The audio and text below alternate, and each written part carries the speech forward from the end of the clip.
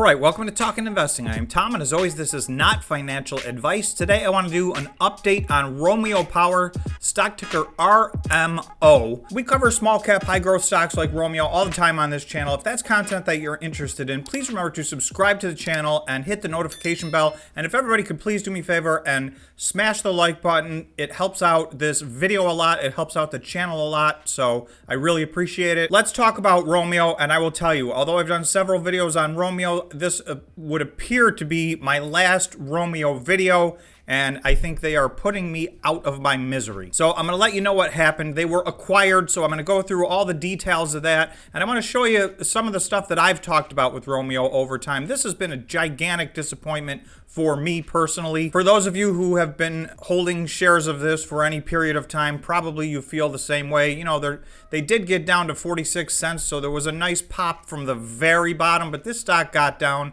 from its high.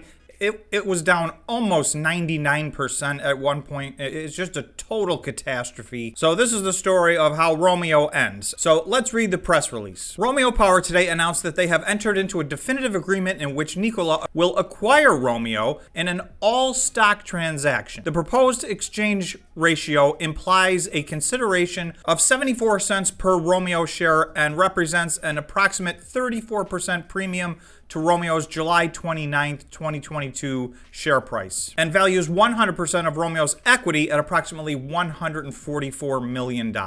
Okay, so just for historical purposes, for those of you who have invested in this over the last, let's say, year and a half, Romeo was a $2.8 billion company in January of 2021. Now, they've had some stuff happen. They had some major bumps along the way. Their supply chain did not just slow down, it absolutely stopped for 2 quarters, shutting the company down for a period of time. So they did take some major hits along the way. They went from a $2.8 billion company down, into the $600 million range, but unfortunately, they've just been sliding and sliding ever since. So this stock was trading as high as $38 or $39 about a year and a half ago. For 18 months, this has just been a disaster. I put out a video about a month and a half ago because their investor deck changed dramatically. Their stock price was still tanking down to 46 cents, and I felt like I needed to say a few things. So the first thing I said was this, and Romeo actually is down more than 95% from its highs of about a year and a half ago. So this is very, very, very uncommon. It can happen. It's always a risk. I've said many times in many of my videos, the ultimate risk is that your stock goes to zero. Well, typically that doesn't happen, but with Romeo, I'm now changing my risk profile to say that the possibility of that has increased considerably. I said the risk is to potentially go to zero, so it looks like that didn't happen. However, this is by no means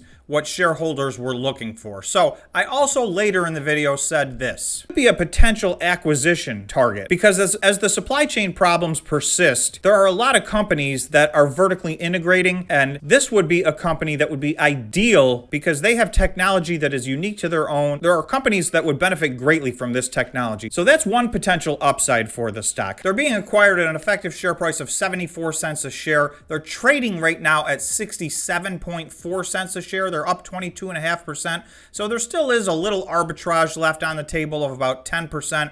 I'm not getting involved in that. To me, that is not worth it, and I've lost enough money on this one personally already. So again, I did feel that one of the ways out for them was to be acquired, and Nikola is their biggest customer. They already had an extremely unusual deal going on with Nikola, where Nikola was essentially buying fuel cells, consigning them back to Romeo to put in their packs and then sell them back to Nikola. It was a very strange relationship. In addition to that, Nikola had an outsized amount of their business. They represented the vast majority of Romeo's business. They were hoping to get into a lot of other lines of business. The bottom line is their liquidity situation was a disaster. So they just did not have enough money to make it to the finish line. So as a result of that, they are now going to be consumed by Nikola. Now, this makes sense for Nikola. Again, they were their largest customer. This is a part of the response to the supply chain problem that everybody's having.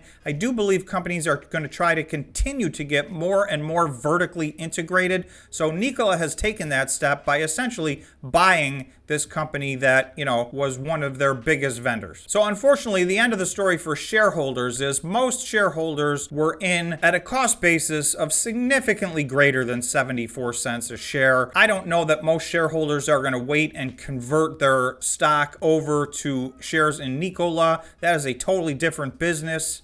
It's still in the electric vehicle sector, obviously, but it's a different business. And so most people will probably sell out somewhere in this range, maybe hold out that it gets to 70 cents or something like that. But Romeo's gone just about as far as it can go. So I did have big hopes for this. This was a big swing and a miss for me. So that is part of the investing process. I wanted to come out with a video and just let everybody know. I mean, this is one I picked in our 10K challenge.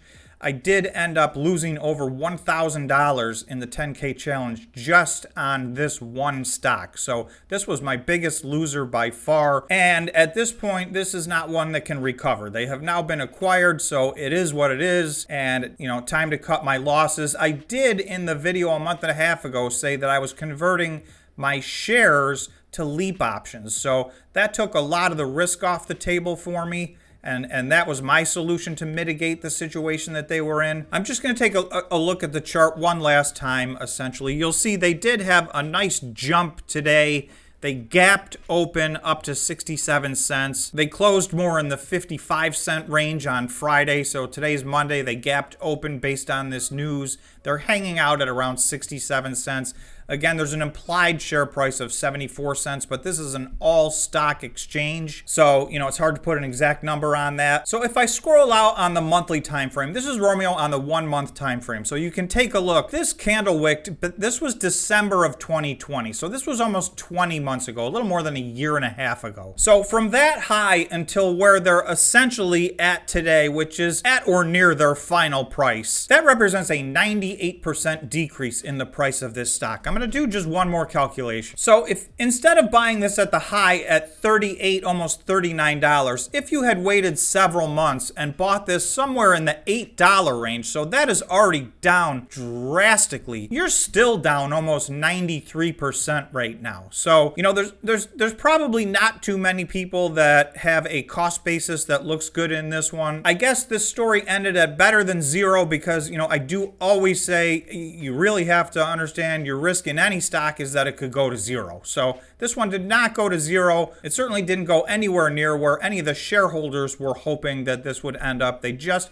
could not turn the corner. They ran out of liquidity. So this is the age-old lesson, and it's why in a lot of my other videos you will see me fixate on liquidity much more so even than profitability or certain other things. If you are illiquid, you're done. And that is what has happened to Romeo. So with that, I bid Romeo adieu and best of luck to all of them in the future. Best of luck to Nikola trying to integrate what they're doing. I do think there's a lot of potential in their technology. It remains to be seen if that potential can be realized. So for me, I'm done with Romeo, and that's where I land with it. Again, none of this is financial advice. I can't tell you to buy Romeo or sell Romeo. So for me personally, I'm going to put this one in the loss column. Thanks so much for watching. If you made it this far, remember to subscribe to the channel and hit the notification bell and smash the like button. So thanks so much for watching. We'll see you in the next video.